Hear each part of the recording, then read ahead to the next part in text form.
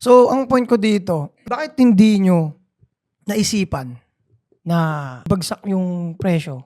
Hindi kami nagbagsak ng presyo pero nag-introduce kami ng loyalty card. Ikaw, boss, masasabi mo sa loyalty card, tingin mo effective siya?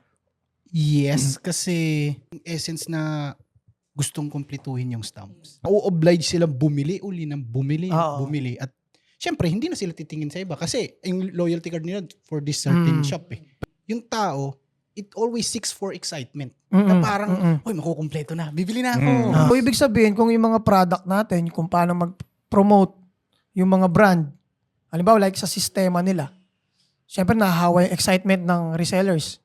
So, hindi napapakita yung excitement ng resellers, wala rin yung excitement ng customer. For me kasi, magkaiba kasi yung good promotion versus lowering down the price. It may look your shop cheap. Ito nga boss meron akong kwento about dyan na nag-observe ako dun ako sa sneaker street ng Hong Kong. Tabi-tabi, sobrang tabi-tabi. Pero halos lahat ng promo nila, same. Presyo, same. So sabi ko, bakit ako bibili rito? Pagtingin ko sa kabila, okay, mas maganda yung vibe dito sa store. So ibig sabihin, minsan yung shop natin, kahit tabi-tabi siya, may tao na bibili dyan dahil lang dun sa vibe.